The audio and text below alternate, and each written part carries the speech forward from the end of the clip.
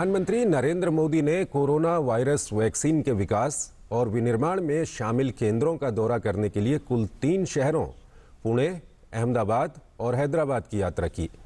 यात्रा के अंतिम चरण में प्रधानमंत्री शाम को पुणे के सीरम इंस्टीट्यूट पहुंचे।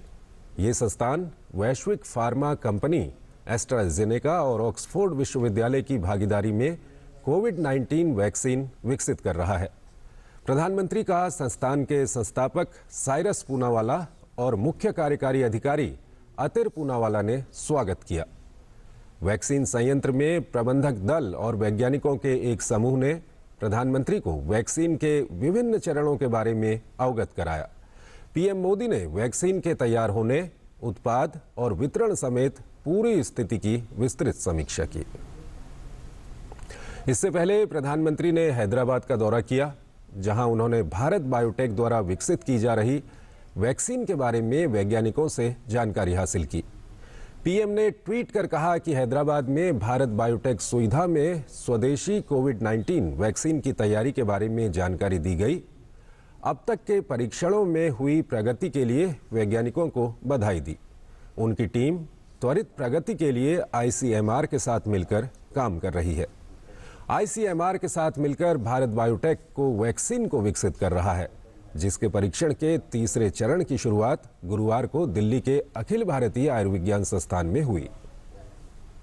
पीएम मोदी ने अपने दौरे का आगाज अहमदाबाद से किया, जहां उन्होंने जाइडस बायोटेक पार्क में कैडिला फार्मास्यूटिकल्स के कोविड वैक्सीन बनाने वाले संयंत्र और टीका बनाने की प्रक्रिया की समीक्षा की। पीएम ने पीपीई किट पहनकर प्रयोगशालाओं का निरीक्षण किया। प्रधानमंत्री ने जाइडस बायोटेक पार्क के सम्मेलन कक्ष में कोविड-19 से बचाव के लिए बनाई गई प्लाज्मिड डीएनए वैक्सीन ज़ाइकोवी-डी के बनने संबंधी प्रक्रिया के प्रस्तुतिकरण को भी देखा। जाइडस कैडिला ने कोविड-19 रोधी स्वदेशी वैक्सीन के दूसरे चरण का क्लिनिकल ट्रायल पूरा कर लिया है। पीएम ने 3 शहरों का दौरा कर 3 संस्थानों में वैक्सीन प्रगति का जायजा लिया। प्रधानमंत्री ने इस तथ्य पर गर्व व्यक्त किया कि भारत का स्वदेशी वैक्सीन विकास इतनी तेज गति से आगे बढ़ा है। पीएम ने ये बात भी बताई कि कैसे भारत ने वैक्सीन विकास की यात्रा में विज्ञान के सिद्धांतों का पूरा पालन किया है। वैक्सीन वितरण की प्रक्रिया का बेहतर बनाने के लिए सुझाव भी मांगे। पीएम ने कहा कि भारत वैक्सीन को केवल गुड हेल्थ के लिए जरूरी नहीं मानता, बल्कि इसे ग्लोबल गुड भी मानता है। उन्होंने कहा कि यह भारत का कर्तव्य है कि वायरस के खिलाफ सामूहिक जंग में अन्य देशों, खासकर पड़ोसियों की मदद करे। उन्होंने वैज्ञानिकों से कहा कि नियामक प्रक्रिया को और सुधारने के लिए स्वतंत्र सुझाव दें। प्रधानमंत्री नरेंद्र मोदी सोमवार को अपने संसदीय क्षेत्र वाराणसी का दौरा करेंगे। अपने इस दौरे में प्रधानमंत्री 6 लेन वाली इंडिया प्रयागराज से राजा तालाब वाराणसी को जोड़ने वाली राष्ट्रीय राजमार्ग 19 को राष्ट्र को समर्पित करेंगे। प्रधानमंत्री देव दीपावली पर आयोजित होने वाले कार्यक्रम में भी शिरकत करेंगे। वाराणसी में चल रहे काशी विश्वनाथ मंदिर कॉरिडोर परियोजना का अवलोकन करने के साथ ही प्रधानमंत्री सारनाथ पुरातात्विक स्थल का भी दौरा करेंगे। 2447 करोड़ रुपए की लागत से बनाए गए 6 लेन वाले राष्ट्रीय राजमार्ग 19 से प्रयागराज से वाराणसी पहुंचने में 1 घंटा कम वक्त लगेगा। प्रकाश और उत्साह का पर्व देव दीपावली वाराणसी में कार्तिक महीने की पूर्णिमा को धूमधाम से मनाया जाता है। इसको देखने के लिए दुनिया भर के लोग वाराणसी पहुंचते हैं। इस वर्ष वाराणसी में राजघाट पर प्रधानमंत्री दिया जलाकर इसकी शुरुआत करेंगे, जिसके बाद वाराणसी में गंगा के दोनों किनारों पर 11 लाख दिए प्रज्वलित किए जाएंगे। प्रधानमंत्री अपने इस दौरे में वाराणसी में चल रहे काशी विश्वनाथ मंदिर कॉरिडोर परियोजना के प्रगति की भी समीक्षा करेंगे।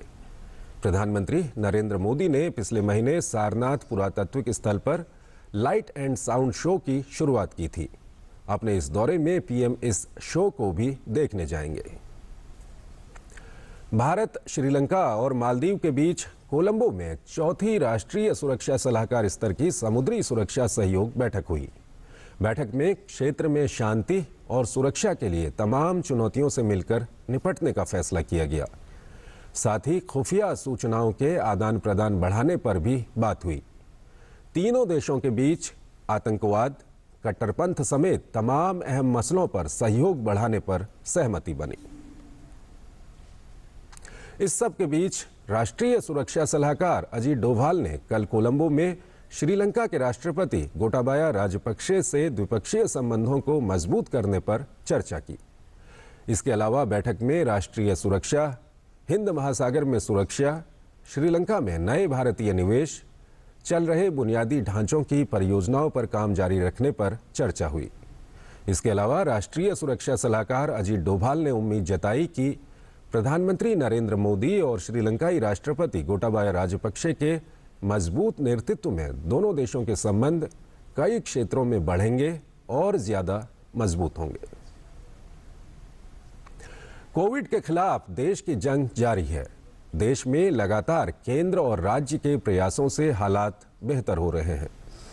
भारत में कोरोना से स्वस्थ हुए कुल मामले 87,59,969 हैं। भारत में सक्रिय मामलों की संख्या 4,54,940 रही है। भारत के कुल पुष्टि वाले मामलों में सक्रिय मामलों का वर्तमान योगदान 4.87% है। स्वस्थ मामलों की राष्ट्रीय दर 93.68% हो गई है। देश में पिछले 24 घंटों में 41,452 रोगी स्वस्थ हुए। नए मामलों की संख्या लगातार प्रतिदिन 50,000 के नीचे ही बनी है।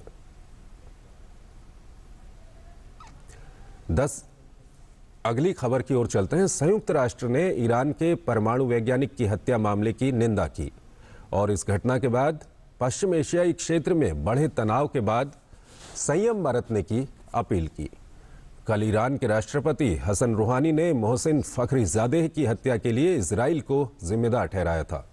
फखरीजादेह को पश्चिमी देश 2003 में बंद किए देश के परमाणु बम कार्यक्रम का सीक्रेट लीडर मानते आए हैं।